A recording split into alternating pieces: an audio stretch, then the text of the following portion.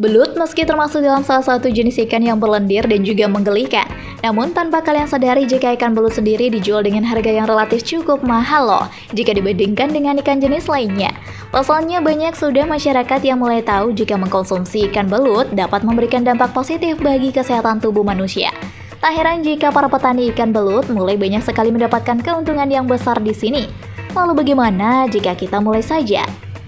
Ini dia budidaya belut kolam terpal bagi pemula.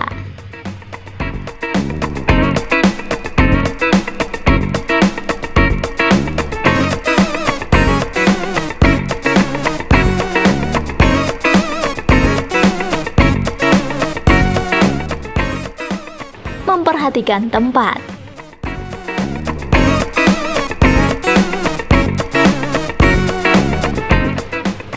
Sebelum pada akhirnya kalian memutuskan untuk budidaya belut di rumah, kalian harus pahami terlebih dahulu sistem apa yang akan digunakan pada proses pembudidayaannya ini.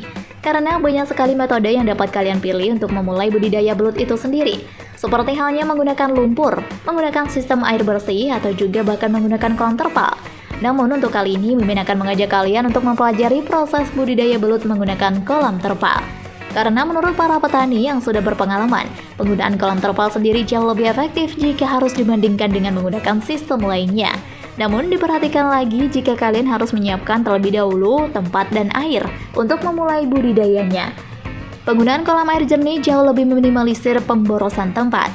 Hal ini karena kolam terpal sendiri tidak memiliki ukuran yang sangat besar. Namun meski demikian, jangan salah, di mana kolam terpal ini mampu untuk menampung banyak bibit belut yang akan kalian budidayakan.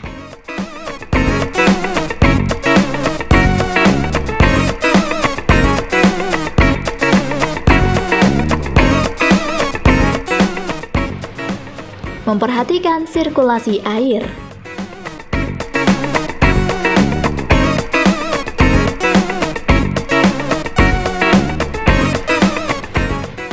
Tidak hanya memperhatikan lokasi atau tempat yang akan digunakan sebagai kolam ya sahabat, namun kalian juga harus memperhatikan sirkulasi air jika memilih menggunakan kolam air jernih atau kolam terpal. Sirkulasi air yang sangat baik dapat mengatur kadar pH dalam kolam air yang nantinya akan terganggu dengan sendirinya oleh lendir yang dikeluarkan oleh tubuh lendir. Sirkulasi yang baik dan benar juga akan membuat kadar oksigen yang ada di dalam kolam akan menjadi lebih stabil lagi, dan air tetap dalam keadaan yang jernih dan bersih.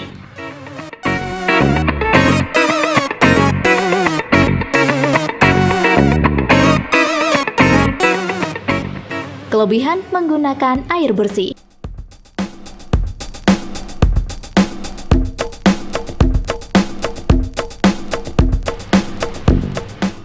Kebanyakan orang-orang memelihara belut dengan menggunakan sistem lumpur, tapi untuk saat ini sudah tidak lagi, di mana ada metode yang lebih dominan dan juga menguntungkan pastinya. Belut merupakan salah satu jenis ikan air tawar yang cukup banyak penggemarnya. Belut sangat baik dikonsumsi karena memiliki kandungan nutrisi yang baik untuk kesehatan tubuh. Terlepas dari manfaat dan kandungan nutrisi belut, ikan yang satu ini juga cukup enak untuk dikonsumsi. Rasa dagingnya yang kenyal dan gurih membuat siapa saja yang menikmatinya pasti ketagihan. Tidak heran kalau permintaan ikan belut semakin meningkat. Belut merupakan binatang air yang digolongkan dalam kelompok ikan. Berbeda dengan kebanyakan jenis ikan lainnya, belut bisa hidup dalam lumpur dengan sedikit air. Binatang ini mempunyai dua sistem pernapasan yang bisa membuatnya bertahan dalam kondisi tersebut.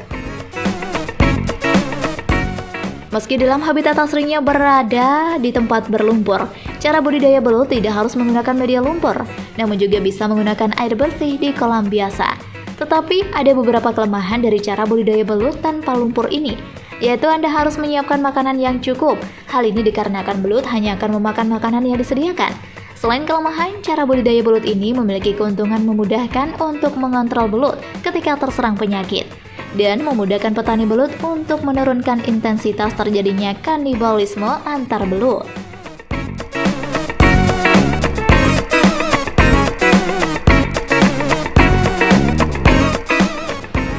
Media budidaya.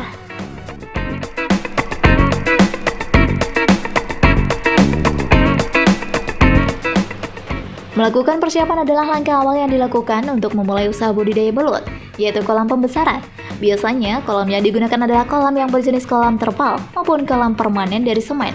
Kolam air jernih ini dapat meminimalisir pemborosan tempat.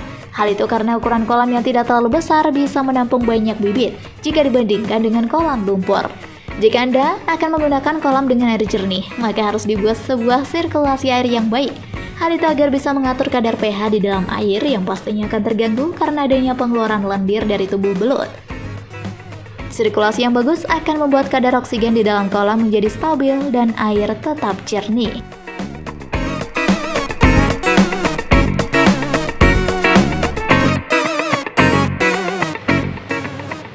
Pemilihan bibit belut.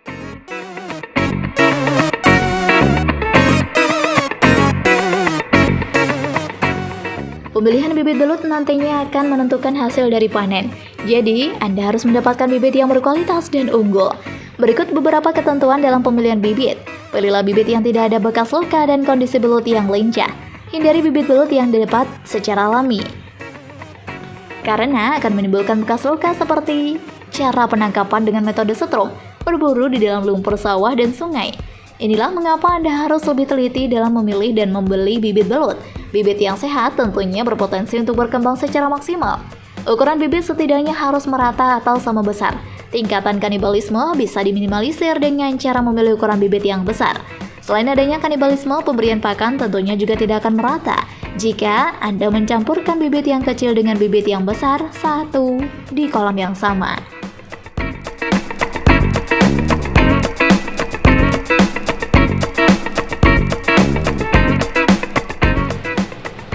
Penebaran bibit belut.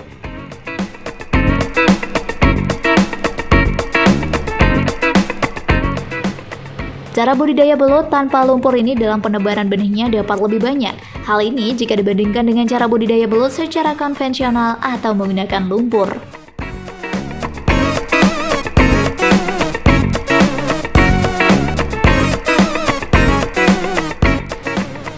Pemberian pakan teratur.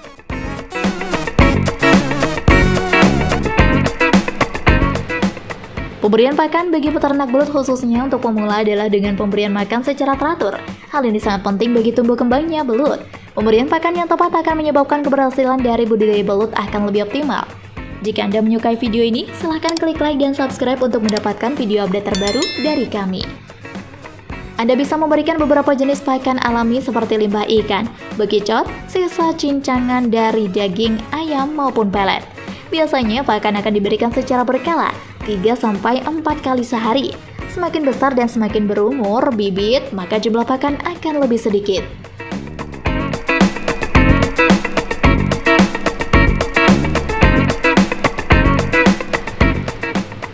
Perawatan belut.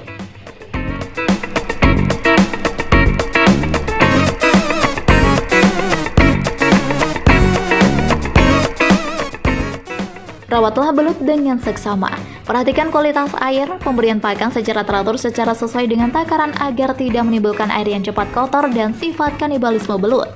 Perlu diketahui kebiasaan belut yang mengalami penyakit yaitu ditandai dengan belut terus bergerak pada siang hari dan aktif menyerang belut lainnya.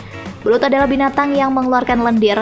Hal ini dikarenakan mekanisme tubuh untuk melindungi dirinya yang terbilang sensitif. Lendir yang keluar dari belut ini secara terus-menerus dapat mempengaruhi tingkat keasaman air atau pH air di kolam.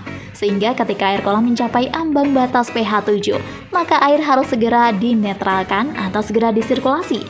Maka dari itu, media budidaya belut harus dilengkapi dengan sirkulasi air yang memadai.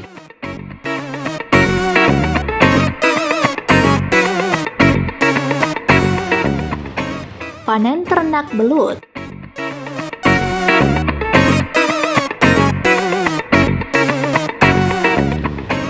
Proses pemanenan belut sebenarnya tidak memiliki takaran dan masa panen, karena mau sekecil apapun belut tetap bisa dinikmati dan bergizi tinggi.